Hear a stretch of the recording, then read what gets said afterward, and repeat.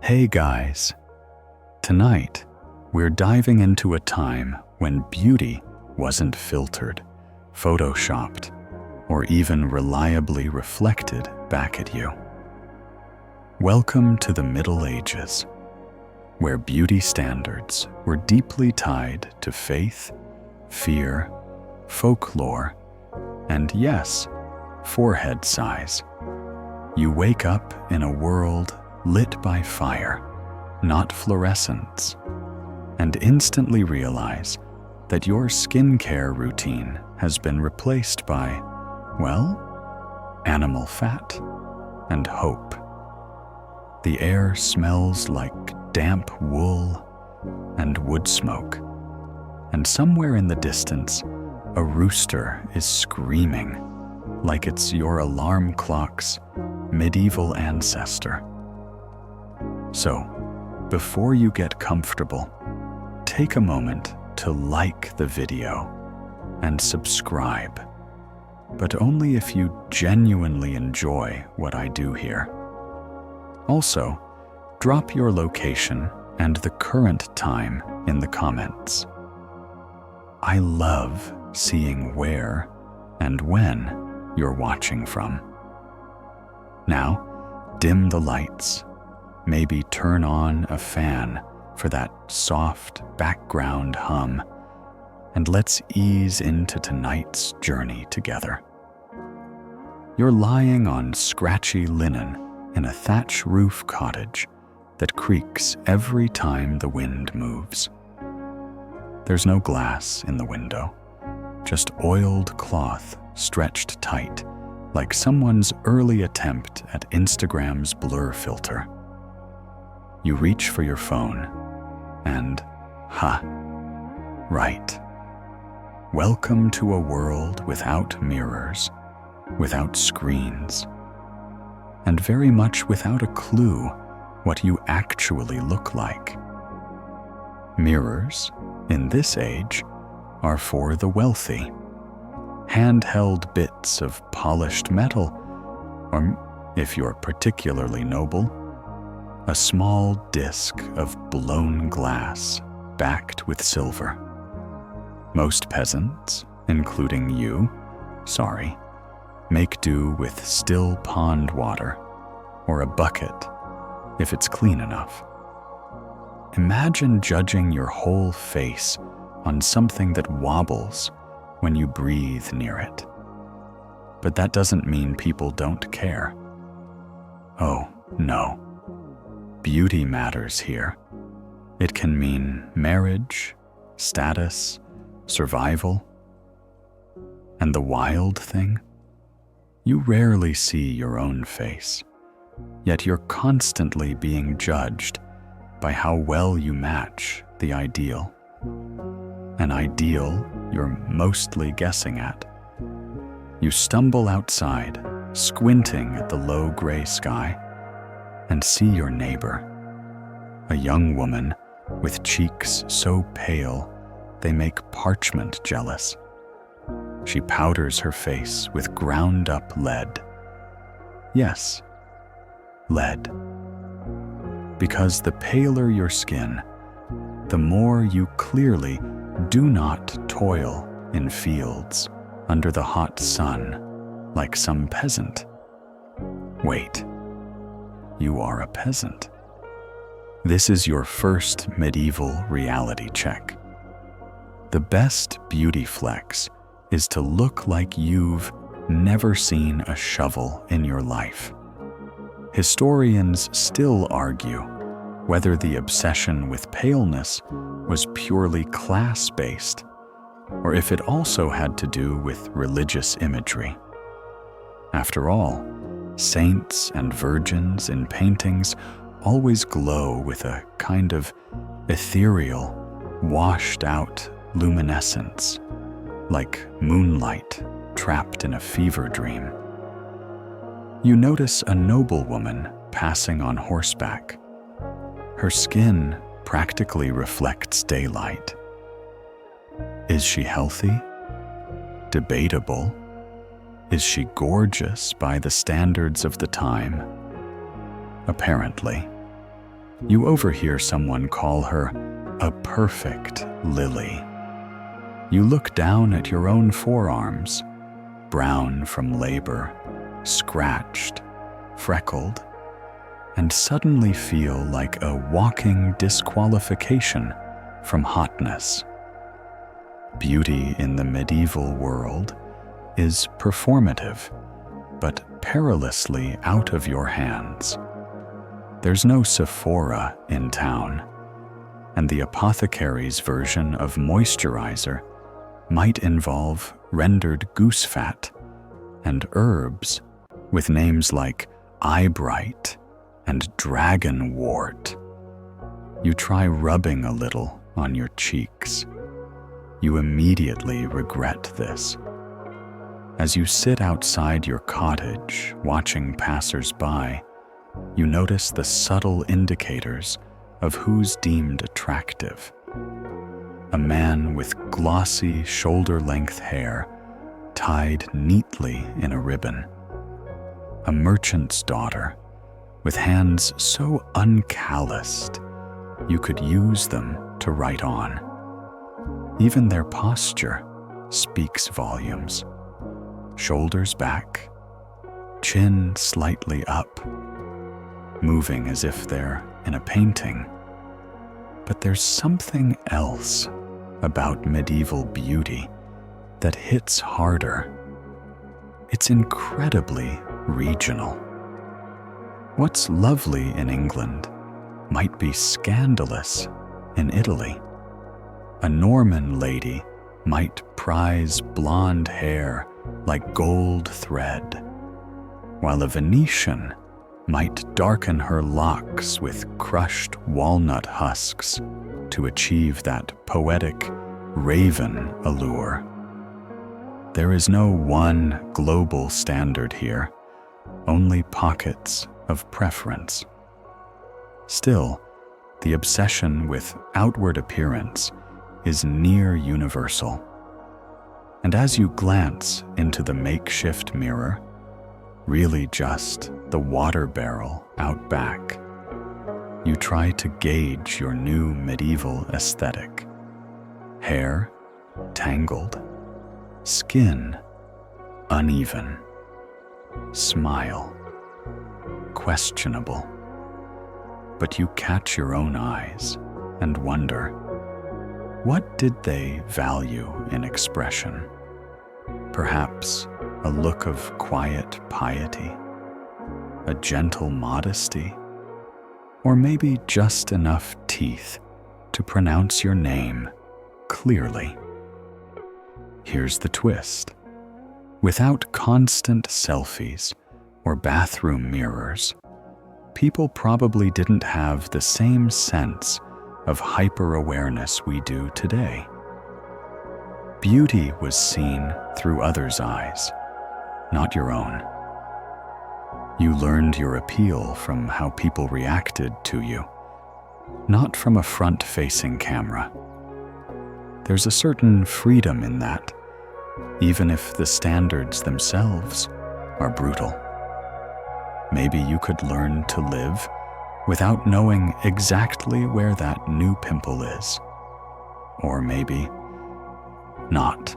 You quickly figure out something crucial. Your face is not the only thing being judged. Your color, specifically how little of it you have, is the obsession of the day. You're seated in a smoky tavern, trying not to inhale a mouthful of peat fumes, when a passing barmaid gives you a glance that lingers just a second too long on your sun-bronzed cheeks. You're not sure if it's pity or disdain. Maybe both. Because here in the medieval mind, pale skin isn't just a look.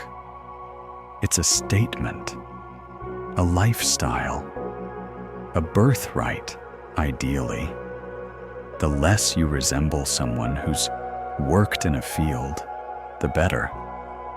In fact, your goal is to look like you've never even seen a field, let alone broken a sweat in one. You overhear women discussing concoctions they use to bleach their faces, mixtures involving vinegar, chalk, even, brace yourself, lead-based ceruse. Yes, lead. You try to casually ask whether they're worried about, say, dying from it. One of them laughs and says, "Only the poor worry about poison." So that's comforting. Historians still argue whether women truly understood the toxicity of these beauty treatments, or whether vanity and societal pressure overruled caution. The fact that wealthy women kept using it for centuries suggests either astonishing denial or a very worth it mindset. Either way, your peasant brain is screaming. There's something else, too. A kind of inverse suntan logic. The more bloodless your complexion, the more divine you seem. It's not just class-based, it's spiritual. Virgin Mary doesn't tan. Saints don't sweat. So if you're flushed, or rosy, or heaven forbid ruddy, people assume you've been busy doing mortal, earthly things, like labor, or worse, passion.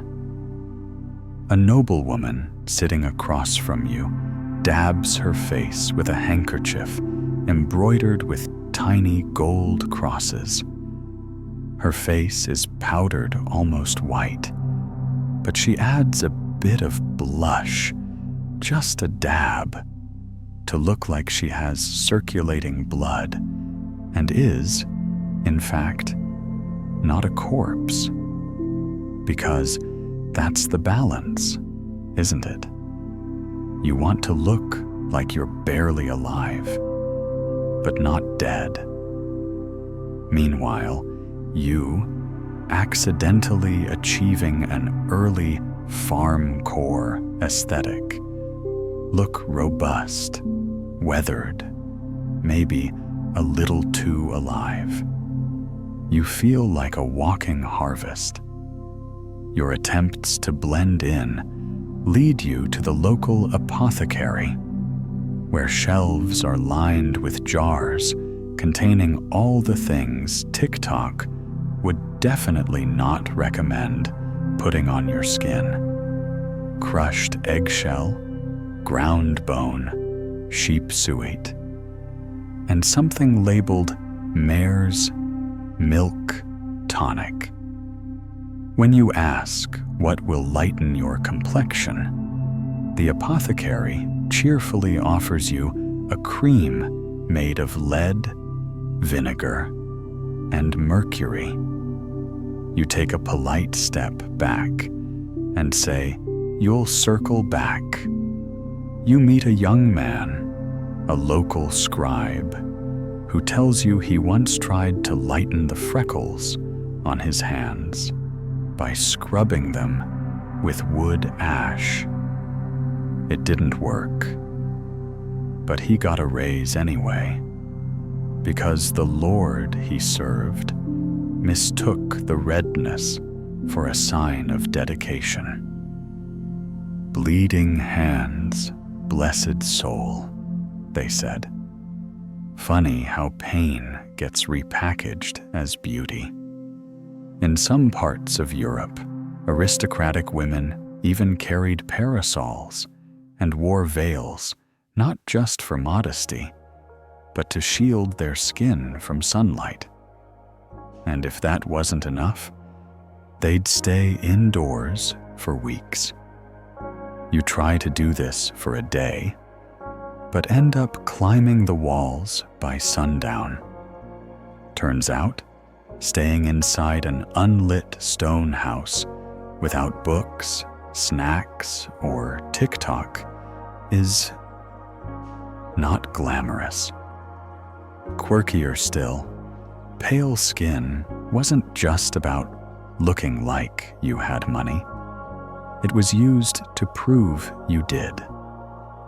If you ever ended up in court or needed to assert noble lineage, appearance could be a kind of ID card. A pale, soft face, highborn, brown, leathery arms, serf. You suddenly realize medieval beauty is less about looking good and more about looking expensive. You start noticing other people's skin more than you ever have. Children are tanned from play, but older girls begin to disappear indoors, taught early that beauty is earned by fading.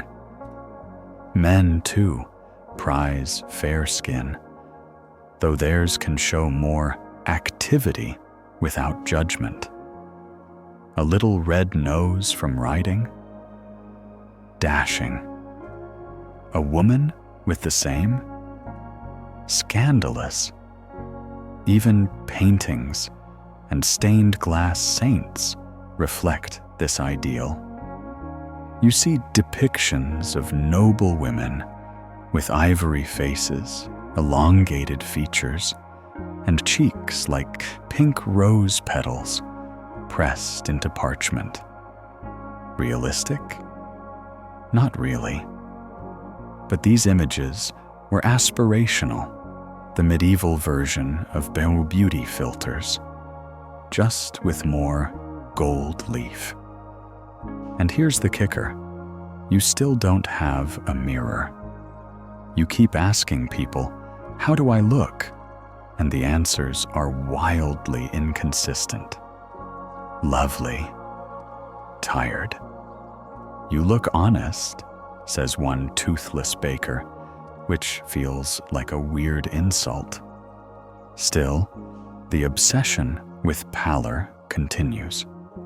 One lady proudly shows you her neck, which she keeps wrapped in veils and dusted with flour to maintain its whiteness. Feel it, she insists. You do not. You absolutely do not. You begin to feel the pressure. You're avoiding the sun. You're rubbing herbs on your cheeks. And now, you're eyeing your hairline like a target. You even tug at a few hairs near your temples, wondering if it would really make a difference. It hurts. You stop. For now. And that's when it really sinks in. Beauty here isn't about enhancement. It's about subtraction. Pale skin, no brows, hairline pushed to the heavens. A blank face to fill with virtue, not personality. It's not a look you're used to, but it's a look that could keep you safe, employed, or even loved. You're starting to understand why someone would do it, even if it means plucking away who you were. The morning sun breaks through your oiled cloth window like a spotlight you didn't ask for. And as you pull on your rough woolen cloak, you hear the clatter of wooden buckets and distant humming. It's laundry day, and half the village is headed to the river. But as you step outside, you freeze. Everyone looks red. Not in the fashionable, rosy maiden kind of way, but scorched. Arms, noses, even necks, glowing like medieval tomatoes. Welcome to the darker side of peasantry. Sun exposure. It hits you quickly. Sun-kissed skin isn't just unfashionable here. It's a full-blown social disqualifier. If you're tan, you work. If you're pale, you rest. And nothing is more attractive than having the luxury of doing absolutely nothing under the sun. One local farmer jokes that he tans so fast his shadow gets darker before he does. You laugh, but the village blacksmith doesn't. He scowls at his own hands, stained like browned parchment from decades under the open sky. Ugly as toil, he mutters. You soon learn that women of even modest means go to great lengths to hide from the sun. Veils, hoods, wide-brimmed straw hats, anything to preserve the prize of pallor. You spot one woman holding an entire woven basket above her head for shade. Innovative, desperate, effective. A young girl teaches you to mash elderflowers and smear the pulp on your arms to draw out the brown. It smells like wilted salad and does absolutely nothing. But she insists it works over time. You politely pretend to believe her. Historians still argue whether these anti-sun practices were purely cosmetic or if there were deeper cultural motives. Some link the obsession with fair skin to Christian iconography, others to ancient Roman standards that endured through the centuries. Either way, in this age, your suntan is essentially a billboard that reads, "I lift hay for a living." And remember, there's no sunscreen, no SPF, just layers of linen and prayer. You see a woman rubbing goose fat on her arms before venturing outside. She claims it locks in the light, but mostly it just makes her smell like roast dinner. One noblewoman, visiting from a nearby manor, flaunts her paleness like it's royal armor. Her skin is practically translucent. She offers beauty tips with the air of someone bestowing secrets of the universe. Stay indoors from dawn till dusk. Bathe in goat's milk. And never, ever smile too wide. Wrinkles are for sinners and shepherds. You ask her, what happens if you do get sunburned? She gasps. "That's what vinegar is for," she whispers. Apparently, a vinegar compress and a scolding from your maid are the go-to treatment. You also learn of freckle tonics, brews and pastes made from sour milk, lemon juice, and occasionally crushed snails.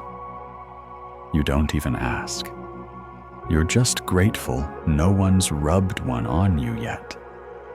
And the pressure isn't limited to women. Men, especially those in court or clergy, value pale skin too. A sunburned monk is likely a scandal.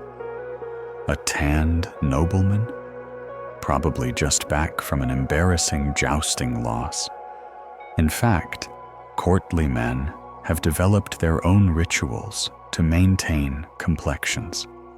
Some wear gloves, not for fashion or warmth, but to protect their delicate hands from the horrors of UV light.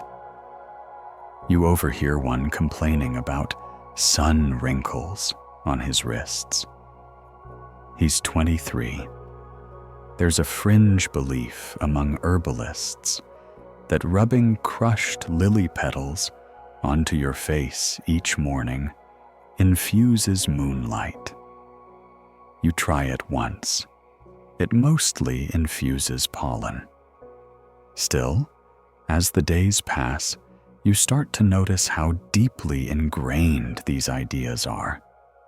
Children are scolded for playing too long outdoors. Maidens panic over faint tan lines. And one woman claims her neighbor's marriage fell through because she got ruddy waiting for her suitor at the market. Harsh. But here's a twist. The church occasionally complicates things. Some religious figures preach humility and simplicity, implying that all this fuss over skin tone is vanity. Yet even they tend to surround themselves with artwork full of pale, glowing saints. Mixed messages? Much? You begin to observe the paradox. Everyone is afraid of the sun, yet everyone must live under it. Farmers wrap their heads like desert nomads.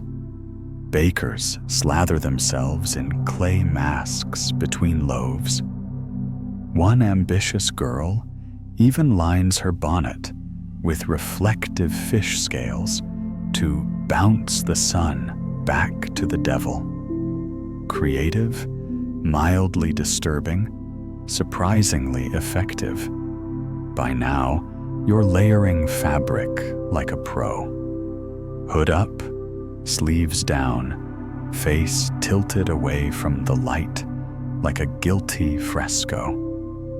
You've even started sitting in the shade just out of habit. And when someone compliments your even tone, you feel a ridiculous surge of pride. Sun avoidance, it turns out, is a full-time job.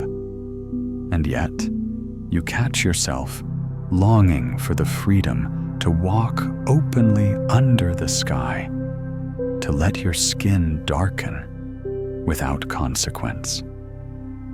But that kind of freedom, in this world, comes at a cost.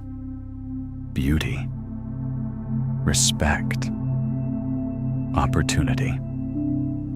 So you stay in the shadows.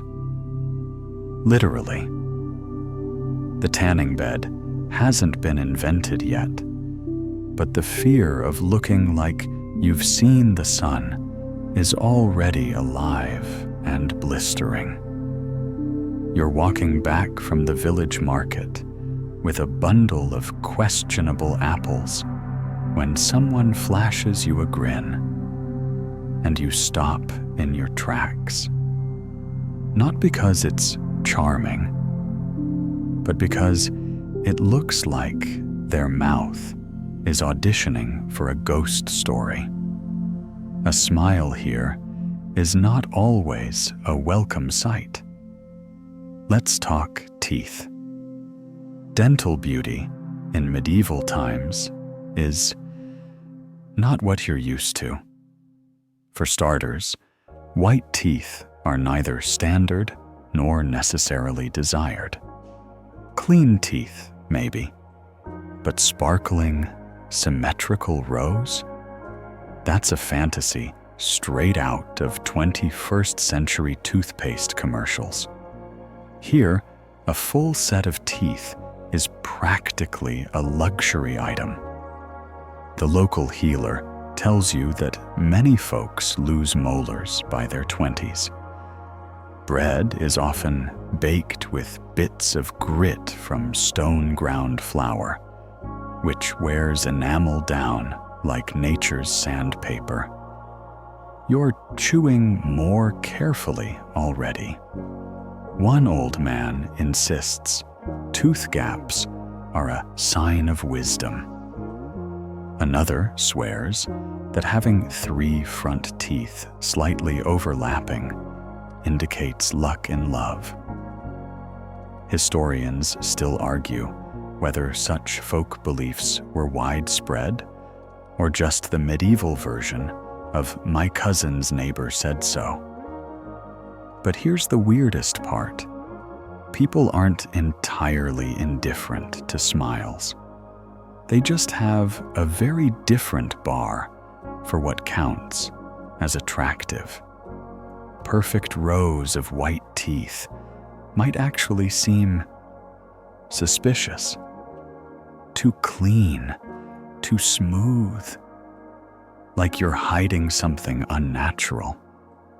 You, with your flossed and fluoride-fortified mouth, start keeping your lips firmly shut.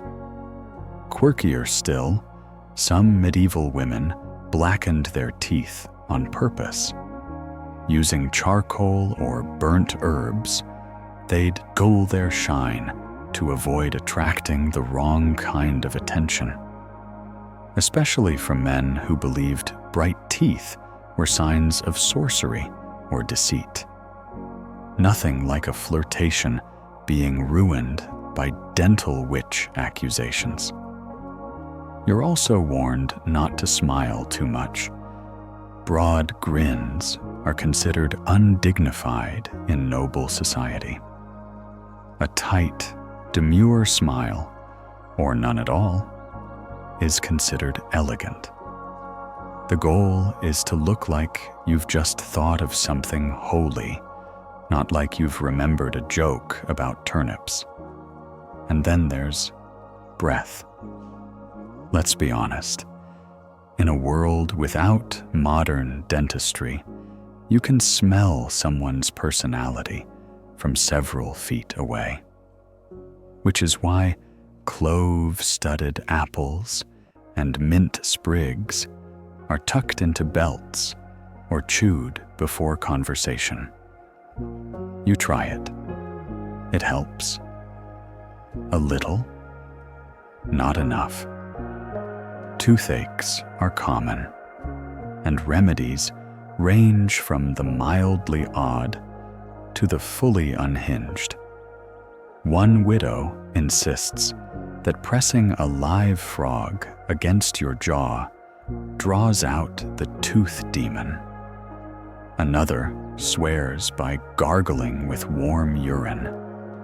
You don't ask whose, you just don't. You pass by a blacksmith extracting a molar from a howling farmer using what looks like modified tongs. No anesthetic, no numbing agent, just alcohol and courage. The tooth flies out and lands with a bloody thunk. You suppress a gag. Yet in all this dental horror, you still find moments of care. A young woman shows you her tooth stick, a frayed twig used to scrub at her teeth each morning with ash and salt. It's surprisingly effective and leaves your mouth tasting like a campfire. Trendy? No, but functional. One merchant even boasts that he rubs crushed rosemary on his gums nightly to please both God and women. His breath smells vaguely like roasted chicken, but you guess that's an upgrade. There's a gendered layer to all this, too.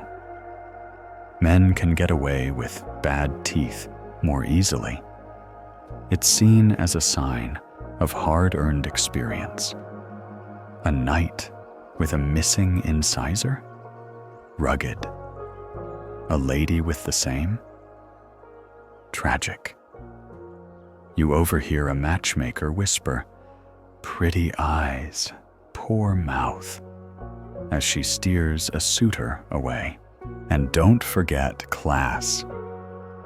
Nobles might have better access to honey-based rinses or imported herbs, but they also consume far more sugar from preserves and wine.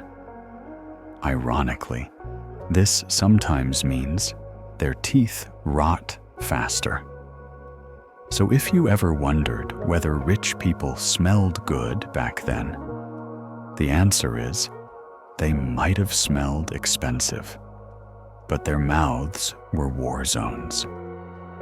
You begin to notice how often people don't open their mouths. Speech is subdued, laughter muffled. Even in joy, there's restraint. You're starting to realize that beauty here is closely tied to control of your face, your voice, your presence. To show too much, even joy, is to risk vulgarity. At one feast, a minstrel flashes a bright grin, and a single gold tooth winks in the candlelight. The hall goes quiet. A few giggle, others look unsettled. Gold teeth are rare, expensive, and often associated with foreign traders. He's exotic, possibly dangerous, definitely not marriage material. But you're still clinging to your modern sense of what a nice smile is. So when a kindly old baker says you have a fine mouth for humility, you're not sure if it's a compliment or just medieval passive aggression. Still, you adapt. You start chewing your food on one side to avoid a sore molar. You stop baring your teeth in greeting. And when someone offers you a sprig of mint before Mass, you take it without question, chew slowly, and smile. Closed mouth, of course. In this world, beauty doesn't flash. It simmers quietly under layers of silence, restraint, and herb-stained breath. You've never missed your toothbrush more. You wake up with a sore back from your straw-stuffed mattress and a lingering taste of last night's turnip stew. Lovely. But before you can even think about food again, your nose wrinkles. Someone, or maybe everyone, smells like forest floor and fermented cheese. Welcome to the world of medieval scent, where how you smell is as much a beauty signal as how you look, maybe more. Because in a society with questionable plumbing and very questionable bathing habits, fragrance isn't just decoration. It's a survival tactic. You're walking through the marketplace, trying to blend in with the crowd, when a wave of musk, sweat, and thyme smacks you in the face. That's not the food stall. That's a person. And they chose to smell that way. It turns out, perfume isn't just for the rich. It's a social signal. A way to say, I'm cleanish, I swear, without actually having to prove it with water and soap.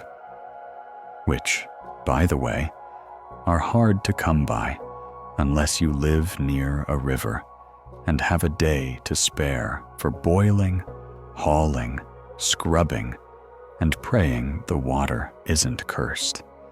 You stumble into a modest apothecary shop where rows of tiny clay jars and glass vials line the walls.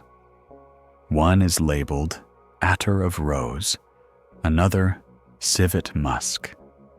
You sniff and nearly fall over. This one smells like a goat in love. The apothecary beams. Popular with bishops, he says. Historians still argue whether certain medieval fragrances were intended to attract, to repel disease, or simply to mask the unholy stench of human life. Probably all three. It was believed for centuries that smell carried illness, so perfumes were also protection. Your first line of defense against airborne sin. Quirky fact: some wealthy women carried pomanders, tiny metal spheres filled with spiced herbs, resins, and dried flowers. Hung from belts or necklaces, they functioned like medieval Febreze. You try one.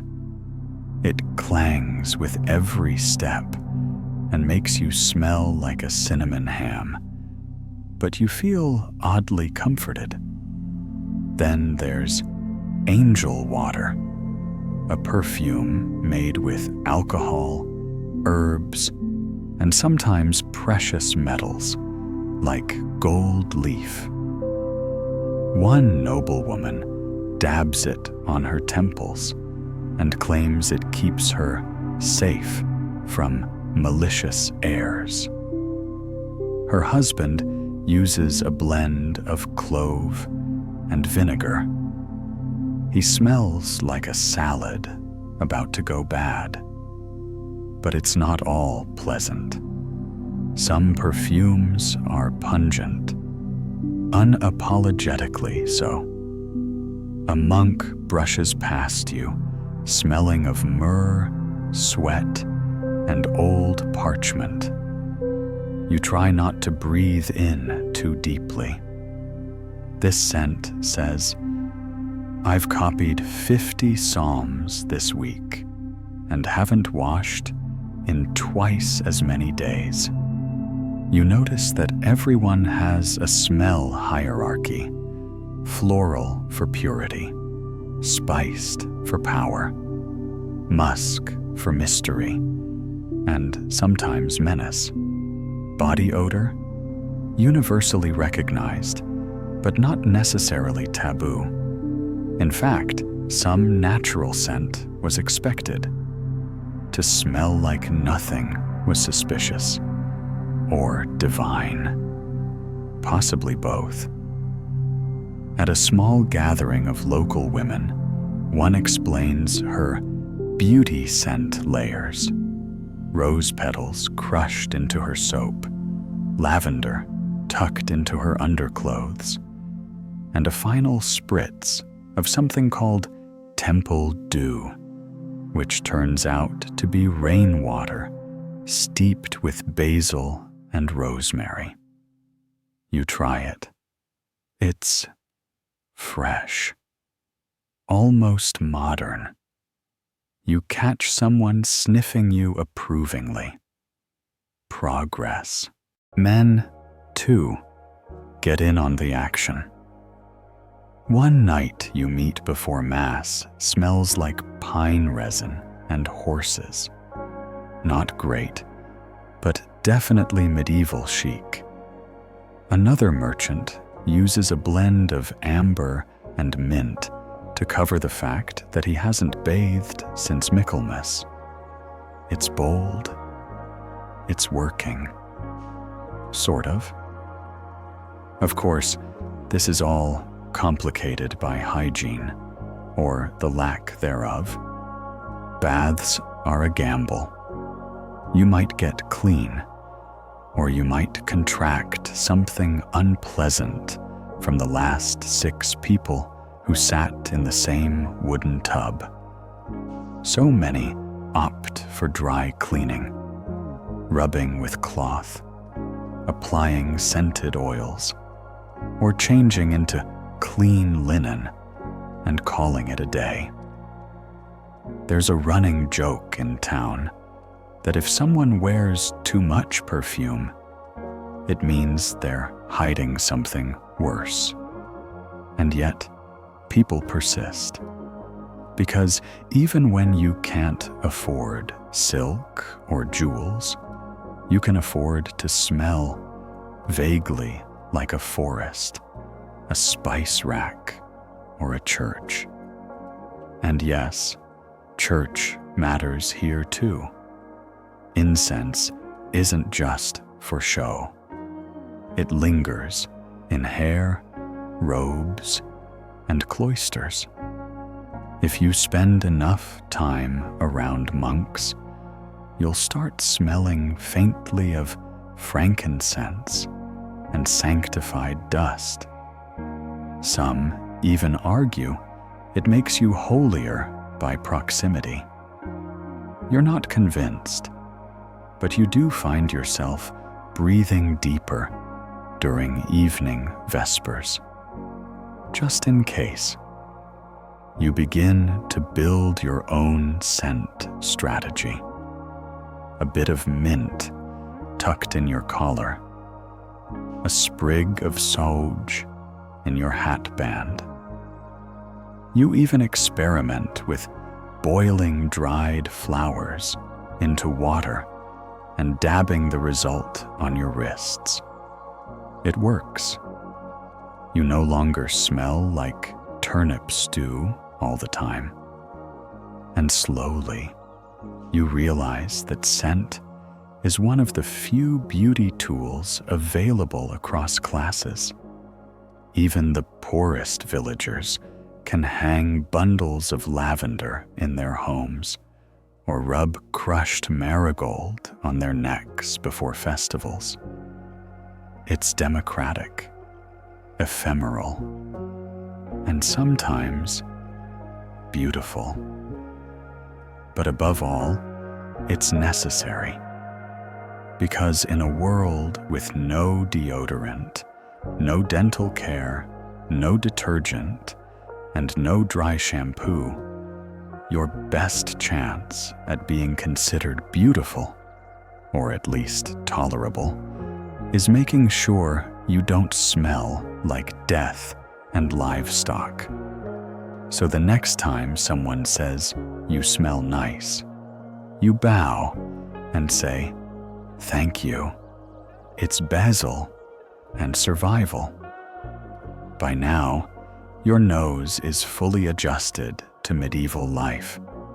Your skin is paled with flour. Your forehead's halfway to the crown of your head. And you smell faintly of time and desperation. But one thing still has you struggling every morning: your hair. Because here's the rule: you want it long, really long. And not just for beauty's sake, but for spiritual, social, and sometimes downright supernatural reasons. Hair isn't just something you style. It's your personal holiness flag.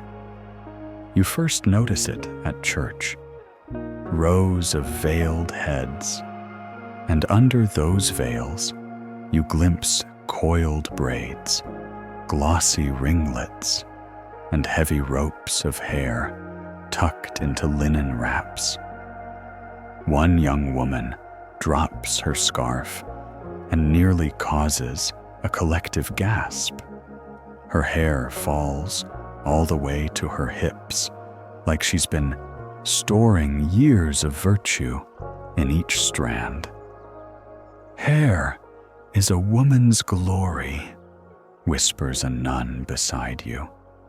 She says it with such conviction that you instinctively reach up to check yours.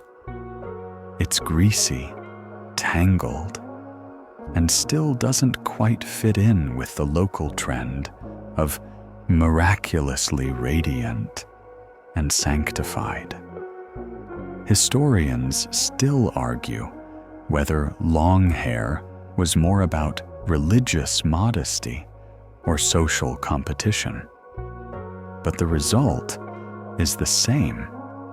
Everyone is trying to grow it like it's a personal crop of righteousness. And yet, medieval hair care? Less than luxurious. You ask a village girl how she gets her hair so shiny. She hands you a mixture of vinegar and crushed rosemary. You thank her and then sniff it. It smells like salad dressing with unresolved trauma. Still, you try it. After a rinse and a comb through with a carved bone comb, your hair smells better and looks passable. The tangles, though, relentless. One merchant woman oils hers with lard to prevent knots. You try that once. You smell like a spit roast for 2 days. You do not try it again. And here's the thing. Hair isn't just a beauty feature. It's moralized. Uncovered hair? Scandalous. Hair out in public? Intimate. There's a reason married women almost always wear it tucked away under veils, hoods, or those charmingly awkward wimples. You leave yours loose just once and get stared at like you've recited pagan poetry in the town square. You ask a widow about it, and she explains, "A woman's hair is her pride, and pride is a sin. Best to hide it unless you're offering your soul or your hand in marriage." Dramatic, but accurate. Still, styles vary. In England, plaits and braids rule the day, often wrapped around the ears or pinned like a halo. In France, the latest court fad involves shaping hair into horns. Yes, actual structured protrusions using padding and wire. One French lady proudly tells you she took 4 hours to create her swan-browed tower. You nod, impressed and mildly terrified. You also learn about herbal dyes. Want darker hair? Walnut hulls and sage. Want to lighten it? Try a concoction of chamomile tea, lemon, and sunshine, which sounds innocent, until you remember that sitting in the sun risks ruining your pale complexion. Beauty is a battlefield.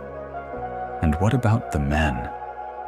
You ask around and find that male beauty involves groomed hair. Shoulder length and brushed back from the face is fashionable among nobles. Curls are prized. Baldness? Not so much. One monk rubs onion juice on his scalp every night and prays to Saint Peter for renewed follicles. So far, no miracles. One knight you meet plaits his hair with bits of silver thread before festivals. He calls it battle charm. You call it eye-catching. There's something about long, clean, brushed hair that makes people assume you're educated or God-touched, or at least not covered in fleas. That's right, lice, the eternal shadow of medieval hair. You spot at least 3 kids getting their heads picked by candlelight, while their mothers sigh and mumble about nature's tiny tormentors. One midwife tells you she boils her combs in vinegar weekly. Another just shaves everything off in secret and wears a wig made of spun wool. "Looks good from a distance," she says, shrugging. You consider it, briefly. But then you're reminded of the symbolism. Hair isn't just vanity, it's purity. Brides display it in full, thick glory on wedding days, then cover it forevermore. Nuns cut theirs upon entering the convent. It's like shedding earthly identity. Some even burn it ceremoniously, sending their vanity up to heaven in a puff of sanctified smoke. You meet one such nun who shows you a box of hair locks saved from her youth. "They were my sins," she says, almost fondly. You smile and pretend you don't find that utterly unsettling. And yet, despite all this reverence, hair still has its whimsical side. At festivals, women adorn it with ribbons, flowers, even tiny bells. You spot one girl with lavender woven into her braid and immediately want to copy her. So you do. And a toddler grabs it, thinking you're dessert. Mistakes were made. Eventually, your hair finds its rhythm. It's a little greasy, a little stiff, but people stop staring at it like it's an insult to God. So that's progress. You learn to braid it tightly in the morning, wrap it in a scarf, and only loosen it behind closed doors. It's strangely soothing.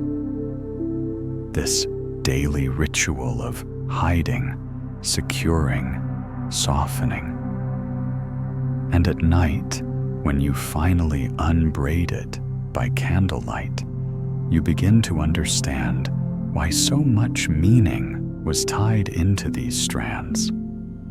In a world where so little control exists, your hair is yours, until someone decides it's too much.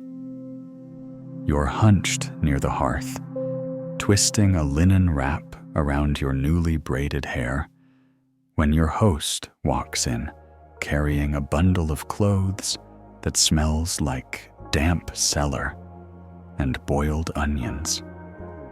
She drops the pile at your feet and gives you a warm, if slightly judgmental, once-over. "It's time you dressed properly," she says. Ah, yes. Clothing. The ultimate medieval canvas of beauty, class, and control. Because here, your outfit doesn't just say who you are. It says who you're allowed to be. You sift through the bundle.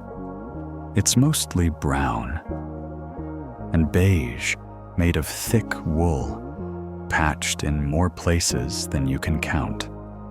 The dress has a strange stiffness to it, like it's been worn by someone else for several years, then left in a cellar to absorb the scent of regret. But beggars can't be choosers. You tug it on, and immediately you realize something. Medieval fashion is not about comfort. It's about message. Layers of linen and wool press down on your shoulders. The neckline is high, modest. The sleeves tight near the wrists, loose at the elbows. You feel like a medieval dumpling, wrapped, folded, and sealed for social approval. You glance in a shard of polished bronze. You're officially a modest maiden, which in this time is shorthand for marriage material. Congratulations? Historians still argue whether medieval women actually liked these layered looks, or simply adapted to societal expectations while finding quiet ways to express themselves through trims, embroidery, or color choice. But one thing's clear: every stitch says something. And color? Oh, it matters.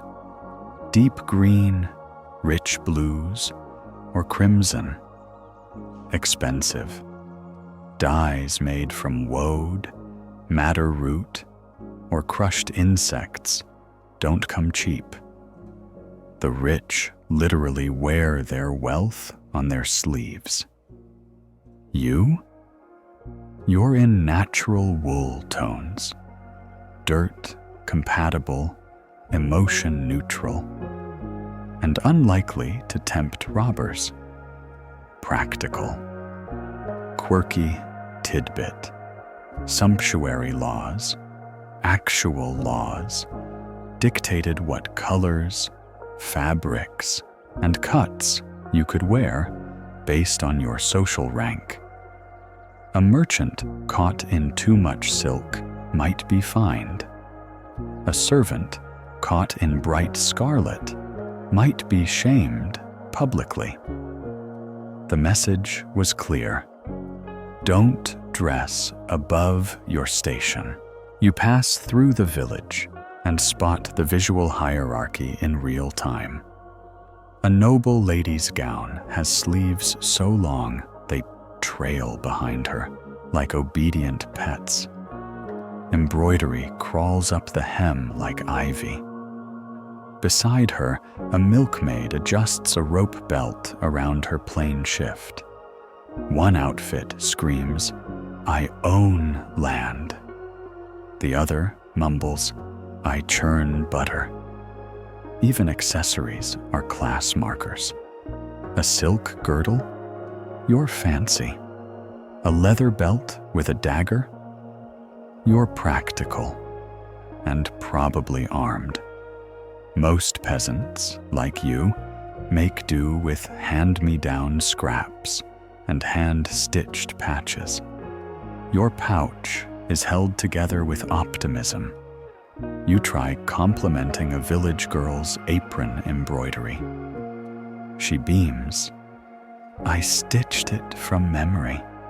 The flowers mean hope."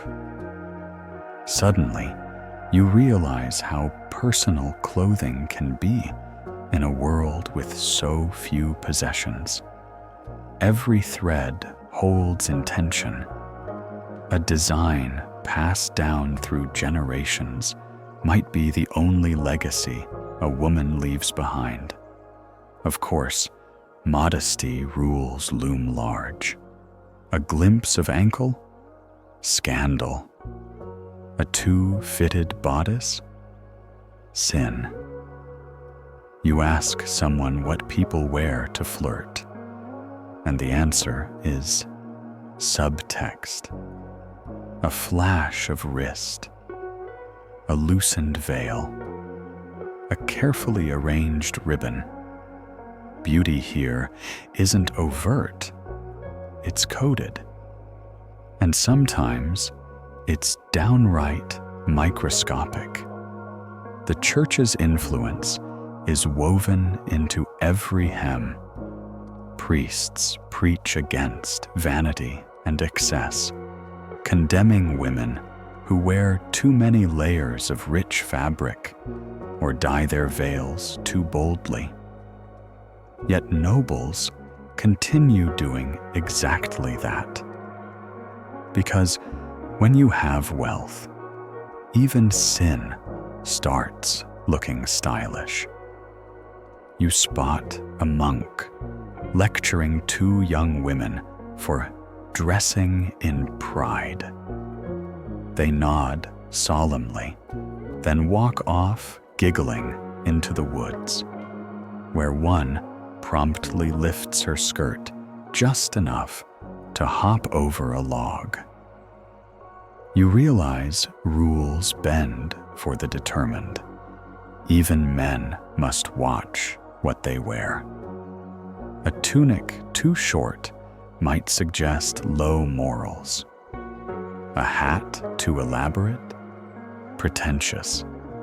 A knight's armor is status, sure, but his underclothes, soft linen and tailored hose, might be the real secret flex. One page boy tells you he starches his collar with stale beer to impress the ladies. That might explain the smell. You experiment. One day, you fold your veil a little differently, just so it drapes over your cheek. A man at the bakery stares at you for a beat too long. Emboldened, you wear a slightly darker sash the next day. Another glance. You're practically a runway model now. A medieval GQ icon, quietly scandalous. But you also feel the tension. Every choice, every color, every stitch is scrutinized, not by mirrors, but by neighbors. Beauty is communal here, and it comes with risk. Dress too plain, and you vanish. Dress too fine, and you get accused of ambition, or worse, temptation. One woman warns you that wearing red ribbons is said to bring the devil's attention. She's joking. You think? Maybe. Still, clothing becomes part of your daily rhythm. You lay out your dress each night. You brush off the dust. You hide a sprig of lavender in the folds just for yourself. It's not about vanity. It's about carving a little self into a world that wants conformity. And somehow, through laces and linen, you find a quiet kind of power. It starts with a celebration. A wedding, to be exact. You're roped into helping prepare the bride. An hour of pinning, fussing, and swaddling her into a satin cocoon. The final touch? A tiny polished mirror held before her face. She barely glances at it. Just a quick check, then back to adjusting her wimple. It hits you then. Mirrors aren't central here. They're rare, expensive. Half the people in the room don't even own one. So how exactly do people here know they're beautiful? Turns out, beauty in the medieval world isn't built on self-reflection. It's built on feedback. So your mirror is other people's opinions. You're seen, described, judged, and that becomes your truth. You walk through the village and hear it constantly. She has a sweet face. He's got a strong jaw. That one looks like a milkmaid's third cousin. Harsh? Maybe. But it's the only beauty metric most people ever get. And this constant commentary, it becomes internal. You begin to scan faces for approval. A glance, a nod, a wrinkle of the nose. Beauty isn't something you own. It's something that gets confirmed or denied publicly. Historians still argue whether this lack of personal grooming tools made people more confident or more socially anxious. But you're starting to suspect the latter. In a world without selfies or social media, you still have 1,000 daily reviews. You just get them live and unsparingly honest. There's also art.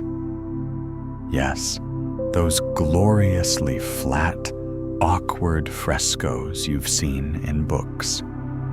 Here, they're real, and they're aspirational. In noble homes and churches, you see saints and queens painted with smooth skin, high brows, narrow features, and an otherworldly calm. That's the beauty template. You, meanwhile, have 2 pimples and an unfortunate sunburn. Quirky fact: some noblewomen actually had portraits commissioned and idealized beyond recognition. One even had her artist paint her with 2 different colored eyes for intrigue. Another requested extra long fingers because long fingers meant grace, spirituality, and apparently aristocratic flirting potential. Then there's storytelling. Minstrels and poets spread beauty ideals faster than any medieval Instagram. A ballad describes a maiden with skin like new milk, and suddenly everyone's looking at dairy with new ambition. One bard sings about a princess with hair that cascades like candlelight, and now girls are dipping their braids in beeswax. Not practical, very flammable. You begin to realize beauty here is narrative. It's built by stories, by reputation, by the quiet consensus of the crowd. A local baker's daughter is said to be beautiful because she once caught the eye of a passing noble. No one's seen him since. Doesn't matter. The legend sticks. At one market stall, an old woman gives you a once-over and says, "You've got the look of someone who tells the truth." Not quite the compliment you were hoping for, but you take it. Because in this world, beauty isn't just face deep. It's moral. Yes, morality is woven tightly into physical appearance. Pale, calm, modest. You're probably good. Bright cheeks, bold eyes, walking fast. Questionable. People read your body language like scripture. A flush of the cheek might mean lust. A tilt of the head, arrogance. So you learn to move carefully, speak softly, breathe evenly. You meet a young woman named Ellen, who's rumored to be unsettling. You expect something dramatic, but she's perfectly pleasant. Her eyes just dart around too much. People say she's too curious, too clever-looking. In a world where passivity is prized, beauty sometimes means stillness. Meanwhile, men have their own beauty burdens. Strength is valued, but not brutishness. A knight must be clean, by medieval standards, well-dressed and composed. You hear someone murmur, "A beautiful man doesn't chew with his mouth open," as if that's the golden rule of masculinity. Another says, "His hands are too soft, must be a poet or a thief." And yes, apparently, hand texture is a whole social category. You rub yours against rough wool for good measure. With no mirrors, people become each other's reflections. Friends adjust each other's veils. A mother tucks stray hairs behind her daughter's ears. A husband wipes soot from his wife's cheek. These gestures are tender, even beautiful themselves.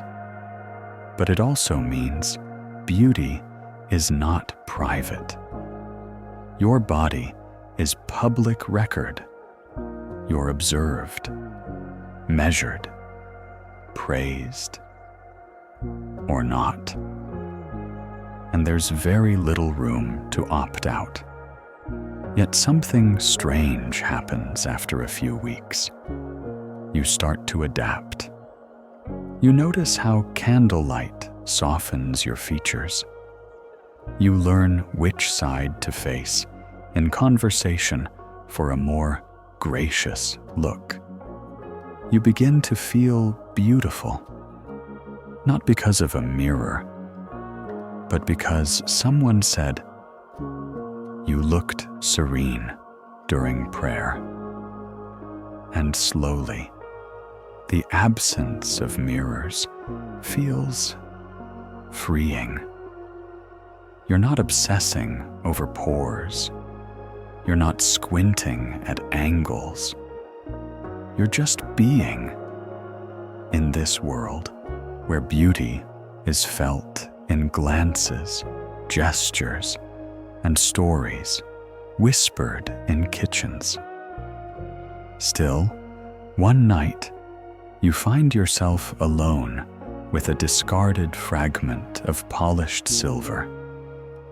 You lift it to your face, catch your reflection in the firelight, and smile. No judgment, no checklist, just you. Somehow, that feels revolutionary. The bells toll for the afternoon prayer, and as the villagers bow their heads in unison, you realize something. This isn't just faith.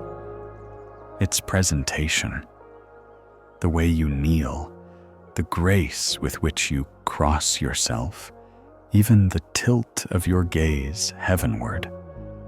It all communicates something about who you are, and yes, how beautiful you might be.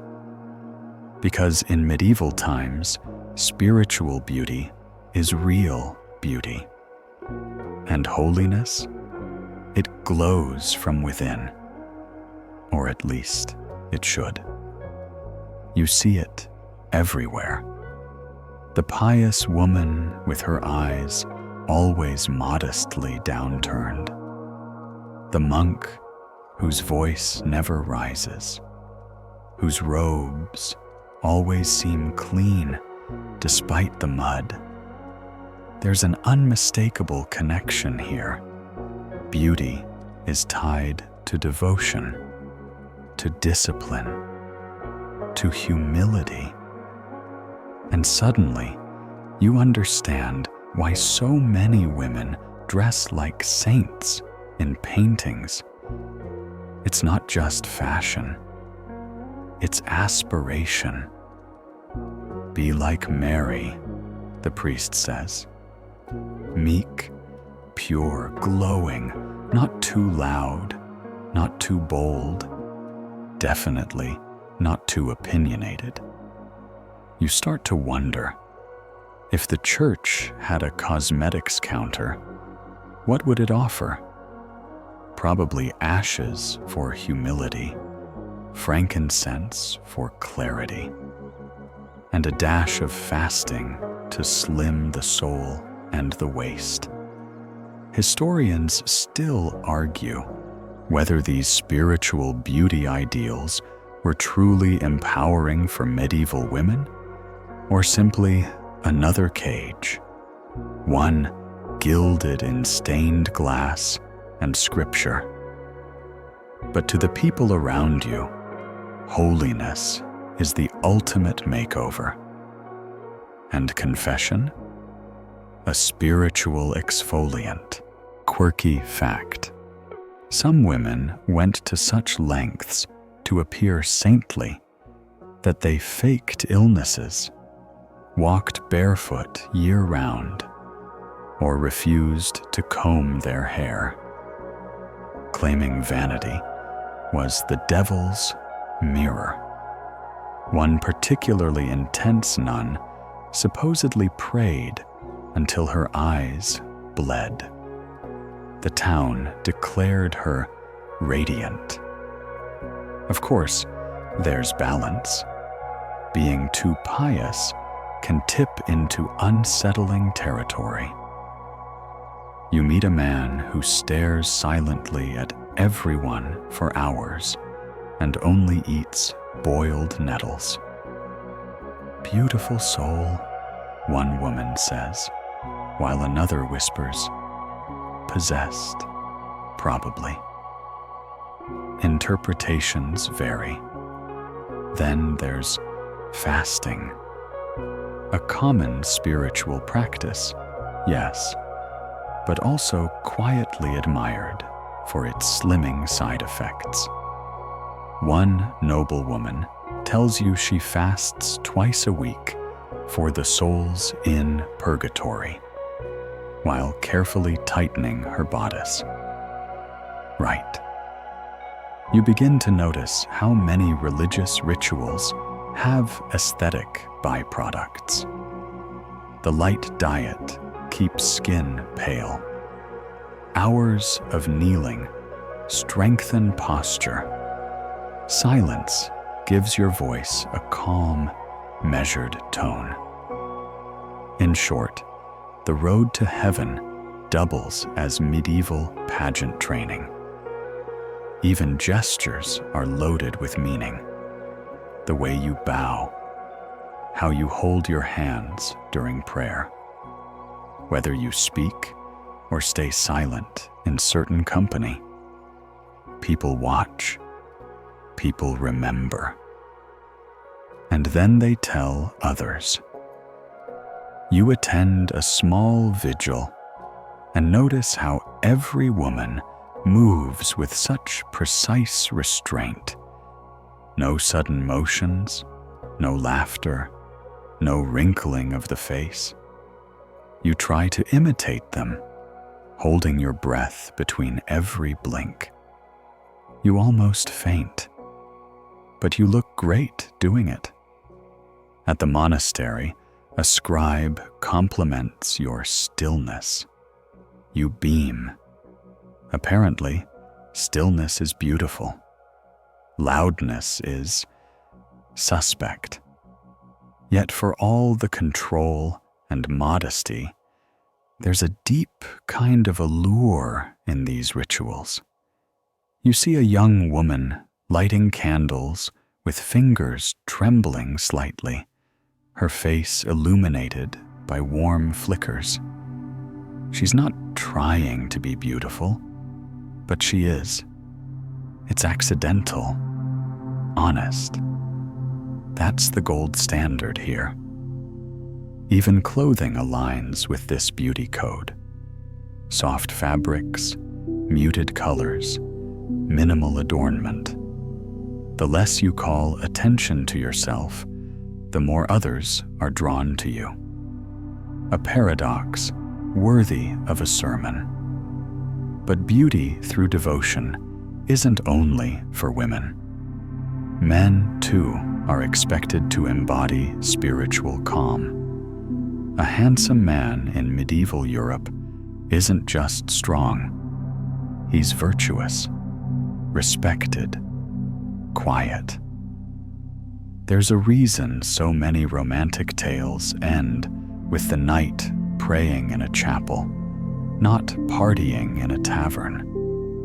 You meet a scholar who keeps his hair perfectly trimmed, his nails clean, and his face untroubled by passion.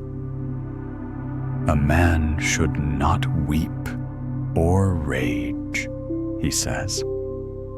Only animals do that. You resist the urge to blink too loudly, and yet you start to admire the elegance of this world view. In a society without filters or makeup tutorials, inner peace is the most attractive quality of all. That doesn't mean it's easier, though.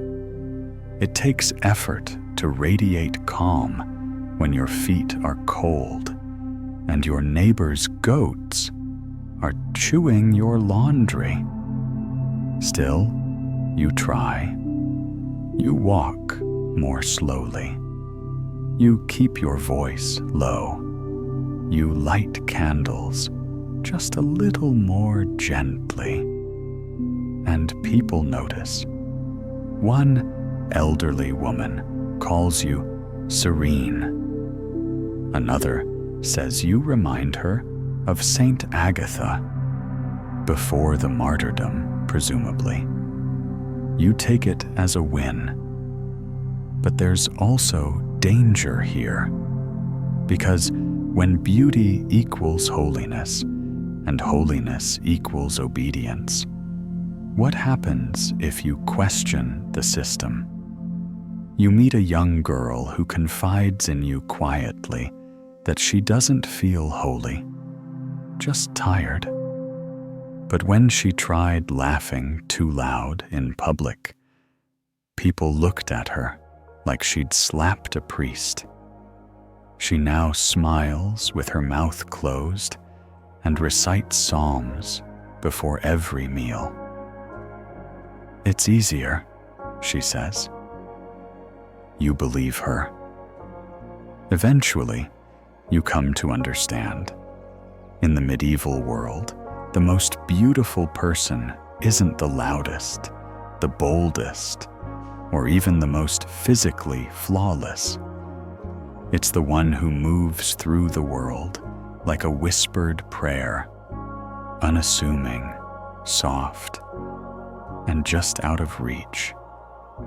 You go to bed that night with candle wax still on your fingertips and psalm verses ringing in your ears. And for the first time, you don't miss your mirror. Because maybe, just maybe, you're learning to glow from the inside out. The fire crackles softly as you sit near the edge of the hearth, warming your hands, your mind wandering. Around you, life moves at its slow and predictable rhythm. Hooves clatter outside. A mother scolds a child in half whispers. And somewhere in the corner, someone coughs in that familiar medieval tone that suggests mildly inconvenient doom. And you realize, for all the talk of complexion, posture, scent, and spiritual calm, one thing underpins it all: status. The unspoken backbone of medieval beauty. Because here, how beautiful you're allowed to be depends heavily on how important you are. Let's be honest, you can be the walking definition of symmetrical features. But if you're a swineherd, no one's composing sonnets in your honor. You'll be pleasant enough at best, piggish at worst. Quirky fact: some women went to such lengths to appear saintly that they faked illnesses, walked barefoot year-round, or refused to comb their hair. Claiming vanity was the devil's mirror. One particularly intense nun supposedly prayed until her eyes bled. The town declared her radiant. Of course, there's balance. Being too pious can tip into unsettling territory. You meet a man who stares silently at everyone for hours and only eats boiled nettles. "Beautiful soul," one woman says, while another whispers, "Possessed, probably." Interpretations vary. Then there's fasting. A common spiritual practice, yes, but also quietly admired for its slimming side effects. One noblewoman tells you she fasts twice a week for the souls in purgatory, while carefully tightening her bodice. Right. You begin to notice how many religious rituals have aesthetic byproducts. The light diet keeps skin pale. Hours of kneeling strengthen posture. Silence gives your voice a calm, measured tone. In short, the road to heaven doubles as medieval pageant training. Even gestures are loaded with meaning. The way you bow, how you hold your hands during prayer, whether you speak or stay silent in certain company. People watch, people remember, and then they tell others. You attend a small vigil and notice how every woman moves with such precise restraint. No sudden motions, no laughter, no wrinkling of the face. You try to imitate them, holding your breath between every blink. You almost faint, but you look great doing it. At the monastery, a scribe compliments your stillness. You beam. Apparently, stillness is beautiful. Loudness is suspect. Yet for all the control and modesty, there's a deep kind of allure in these rituals.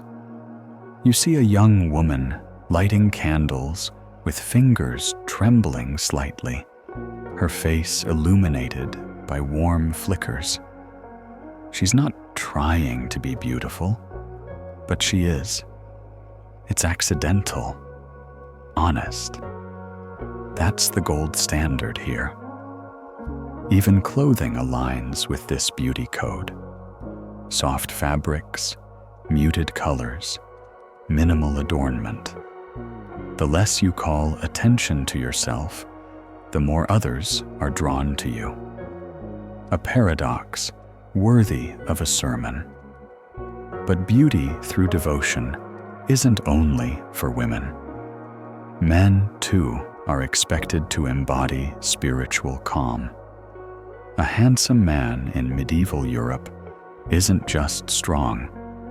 He's virtuous, respected, quiet. There's a reason so many romantic tales end with the knight praying in a chapel, not partying in a tavern. You meet a scholar who keeps his hair perfectly trimmed, his nails clean, and his face untroubled by passion. A man should not weep or rage, he says. Only animals do that. You resist the urge to blink too loudly, and yet you start to admire the elegance of this worldview. In a society without filters or makeup tutorials, inner peace is the most attractive quality of all. That doesn't mean it's easier, though. It takes effort to radiate calm when your feet are cold and your neighbor's goats are chewing your laundry. Still, you try. You walk more slowly. You keep your voice low. You light candles just a little more gently. And people notice. One elderly woman calls you serene. Another says you remind her of Saint Agatha, before the martyrdom, presumably. You take it as a win. But there's also danger here, because when beauty equals holiness, and holiness equals obedience, what happens if you question the system? You meet a young girl who confides in you quietly that she doesn't feel holy, just tired. But when she tried laughing too loud in public, people looked at her like she'd slapped a priest. She now smiles with her mouth closed and recites psalms before every meal. It's easier, she says. You believe her. Eventually, you come to understand. In the medieval world, the most beautiful person isn't the loudest, the boldest, or even the most physically flawless. It's the one who moves through the world like a whispered prayer, unassuming, soft, and just out of reach. You go to bed that night with candle wax still on your fingertips and psalm verses ringing in your ears. And for the first time, you don't miss your mirror.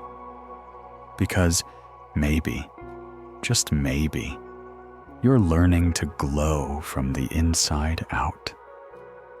The fire crackles softly as you sit near the edge of the hearth, warming your hands, your mind wandering. Around you, life moves at its slow and predictable rhythm. Hooves clatter outside. A mother scolds a child in half whispers. And somewhere in the corner, someone coughs in that familiar medieval tone that suggests mildly inconvenient doom. And you realize, for all the talk of complexion, posture, scent, and spiritual calm, one thing underpins it all: status. The unspoken backbone of medieval beauty. Because here, how beautiful you're allowed to be depends heavily on how important you are Let's be honest. You can be the walking definition of symmetrical features. But if you're a swineherd, no one's composing sonnets in your honor. You'll be pleasant enough at best, piggish at worst. The village fades. The bells fall silent. The cool dawn air lifts, and with it, the weight of another world. You lie back, eyes closed, your breath steady, your limbs warm beneath the softness of your blanket. Let it go now. Let the mud paths slip away. Let the scent of firewood and herbs drift into memory.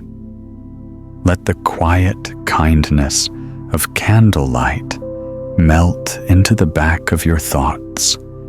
A flicker, a lull. The rhythm of this world still echoes in you. Soft footsteps, laughter at dusk, the hush of a chapel, the scrape of a wooden spoon against a bowl. Nothing flashy, nothing loud. Just the kind of beauty that hums. Take it with you. That stillness, that awareness, that quiet understanding that beauty isn't something you chase. It's something you grow, slowly, like ivy on a stone wall. You're back in your own bed now. The lights low, the fan humming gently in the background. Your world is faster, louder, but somewhere deep in your mind, a peasant girl is weaving flowers into your hair, and a tired mother is singing her child to sleep in a language you never learned, but somehow remember. And you're still beautiful, just as you were there, maybe even more. Now breathe in and exhale. Sleep is near. The story has ended, and you are exactly where you're meant to be. Sweet dreams.